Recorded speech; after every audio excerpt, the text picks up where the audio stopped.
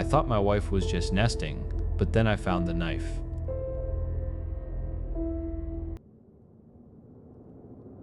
My wife's name is Aliska. Before all this, if you asked me to describe her, I'd say she was like a wildfire contained in a jar. All energy and light. She paints, she sings off-key in the shower, she leaves mugs of cold tea in every room of the house. She's messy in a way that feels lived in, not chaotic. She's the most alive person I've ever known. That's the person I married. That's the woman I loved. I don't know who's living in my house now. I think it started with the nests. I call them that because piles doesn't feel right. A pile is an accident. A pile is something you mean to clean up later. These were not accidents. They were built. The first one was behind the radiator in the hall, just a small thing. A canvas tote bag stuffed with wadded up paper towels, a pair of her old running shoes, and a handful of dried hydrangeas from the vase on the mantelpiece. I saw it one morning and just sort of stared. Figured she was starting some weird art project. I asked her about it.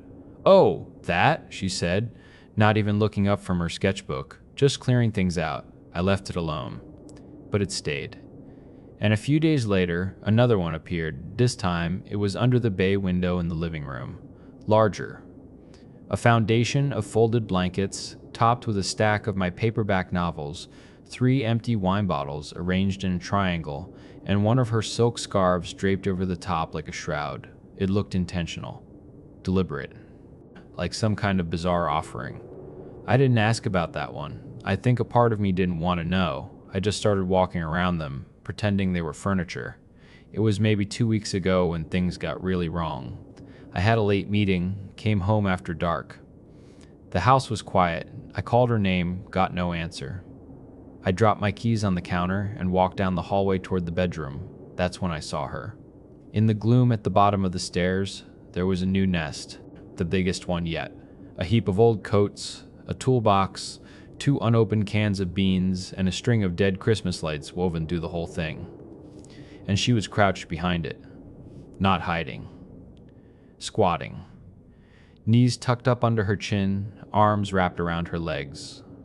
She was just staring at me over the top of the coats. Her face was half in shadow, but I could see her mouth. It was pulled into this huge, tight smile. I felt my own smile falter. "Hey, what are you doing down there?" She didn't say anything, just kept grinning. Her eyes were so wide, they looked like they were trying to climb out of her skull. She wasn't blinking. "Aliska, you're creeping me out a little." I tried to laugh. The sound died in my throat. She made a noise then, not words. A low, breathy little hum from the back of her throat, a happy sound. Then she ducked her head down behind the nest, vanishing completely. I waited for her to pop back up, say boo or something. She didn't. I stood there for a full minute, my heart hammering against my ribs. Finally, I just walked past the nest and went upstairs. I could feel her watching me from inside it. I don't know how, I just could. When she came to bed an hour later, she was normal Aliska again. She smelled like our shampoo, kissed my cheek, and fell asleep with her arm thrown over my chest. I lay awake for hours, listening to her breathe. The nests kept growing. One sprouted in the coat closet, a dense little brick of shoes and junk mail and old scarves.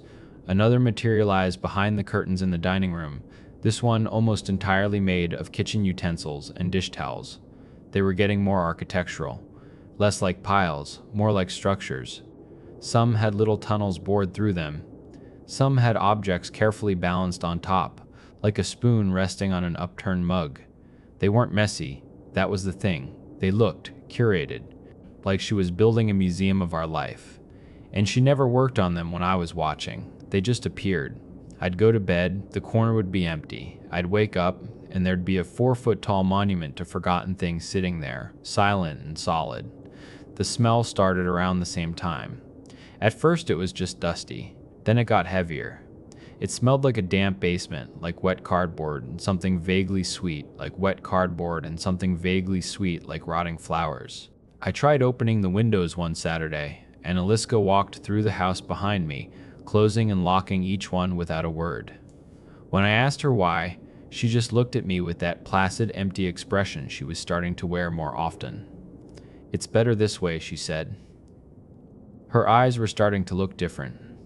The color was the same, but they seemed flatter. Like looking at a photograph of a person instead of the person themselves. I'd catch her just standing near the nest sometimes, not touching them, just staring. Her head would be tilted, her hands limp at her sides. She looked like she was listening to them, waiting for them to speak. I tried to talk to her about it again. I found her in the kitchen, making tea like everything was fine. "Honey," I started, trying to keep my voice even. "We need to talk about these things, the piles." She turned from the counter, mug in hand. "Nests," she corrected me, her voice soft. "Nests, piles, whatever. They're taking over the house. It smells weird. It feels weird. I feel like I'm living in a stranger's house." She took a sip of her tea. Her calm was unnerving. "It's our house." "Then why are you filling it with junk? What's going on, Aliska? Are you okay?" She gave me a small, patient smile, the kind you give a child who doesn't understand something simple. "You worry too much," she said. And that was it. She turned her back on me and stared out the window, ending the conversation. I stopped asking. I started sleeping with the bedroom door locked. Last night was the worst. I fell asleep on the sofa, woke up around 3 a.m. to a dead quiet house. The TV was just a black screen reflecting the dim light from the street outside. For a second, I didn't know what woke me. Then I heard it. A rustle. From the big nest. The one by the armchair. It was massive now, almost to the ceiling. A monolith of old blankets, magazines, cracked Tupperware, and God knows what else. It seemed to pulse in the darkness. I sat up, my mouth instantly dry. "Aliska?" I whispered. Silence. Then the rustling again. Slower this time. A soft friction, like fabric being dragged over cardboard. The whole shape of the nest seemed to shift, to expand and contract like it was breathing. I got to my feet. Every horror movie instinct I had was screaming at me to run, to get out of the house. But I couldn't. I had to know. I took a step toward it. The air was thick with that smell, earthy and wrong. "Aliska, if that's you, you're scaring the shit out of me." My voice was a thin, reedy thing. The nest trembled. A corner of an old quilt lifted, just for a second, and in the gap I saw an eye. Her eye. Open. Watching me. Then more of the nest shifted, and I saw her face. It was wedged between a stack of newspapers and a lampshade. Her skin was pale and smudged with dirt, her hair full of lint and dust. She was inside it, buried in it. We just stared at each other. Her expression was serene, blissful even. Then she smiled.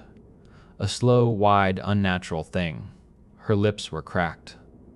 A low sound vibrated out of her chest, that same happy hum from the hallway. "What are you doing?" I breathed. I couldn't move. I felt like my feet were nailed to the floor. She didn't answer. She just slowly raised a hand from the depths of the junk. Her fingers were gray with grime. She pressed one finger to her lips. "Shh." Then, just as slowly, she let her hand sink back down, disappearing into the guts of the nest. The movement sent a cascade of small objects tumbling down the side. A paperback book hit the floor with a soft thud. I backed away. One step, then another. My eyes locked on the spot where her face had been. The quilt fell back into place. She was gone. The nest was just a pile of junk again, still and silent. I didn't go back to sleep. I sat in the kitchen with every light on, watching the sun come up, my hands shaking too hard to hold a coffee cup. She came downstairs around 8, looking completely normal. Freshly showered, hair in a braid, wearing my favorite sweater of hers. Not a speck of dust on her. She smiled when she saw me. "Morning, sleepyhead," she said, her voice bright. I just stared. "You look awful," she said, pouring herself a coffee. "Didn't sleep," I managed to say. She leaned against the counter, completely at ease, as if she hadn't spent the night entombed in garbage. "Aliska." My voice was flat, dead. "I saw you last night, in the nest." She didn't deny it, didn't even flinch. She just looked at me over the rim of her mug, her eyes holding that placid, unreadable sheen. "We were cozy," she said. We? My blood ran cold. We? Who's we? Who's we? She just smiled, a tiny, secret little smile. She took another sip of coffee and then walked out of the room, leaving me alone with the silence and the ticking of the clock. I didn't see her for the rest of the day. I think she was upstairs. I could hear faint noises, soft rustles, and scrapes. I didn't want to know what she was doing. I spent the day downstairs, a prisoner in my own home, unable to stop glancing at the hulking shape by the armchair. We were cozy. The sun started to set, painting the room in long orange shadows. I finally got up. I had to look. I had to know what was in there with her. I approached the nest like it was a sleeping animal. The smell was suffocating up close. Musty and sweet and rank, it was a solid thing, packed tight. I reached out a trembling hand and pulled at the edge of the quilt I'd seen her behind. A cloud of dust and spores billowed out, making me cough. Underneath wasn't just junk. It was arranged. There were old, dried bouquets of flowers, handfuls of what looked like human hair tied with twine, and dozens of photographs. Our photographs. They were all mutilated. My face was scratched out in every single one. Long, deep gouges that tore through the paper. Her image was always untouched. In the center of it all was our wedding portrait, the big one from the hallway. The glass was shattered. There was a knife sticking out of it. One of our kitchen knives. The blade was plunged directly through my smiling face. I recoiled, my hand flying to my mouth. The handle of the knife was wrapped in twine. Tucked into the bindings was a small, folded piece of paper. My fingers felt numb as I worked it free. I unfolded it. It was a page torn from her sketchbook. Written in her familiar, elegant script was a single sentence. "He worries too much." I dropped the paper as if it had burned me. My breath was coming in ragged gasps. I looked from the defaced photo to the dark, silent tunnel leading into the heart of the nest. From deep inside, I heard a soft, contented sigh.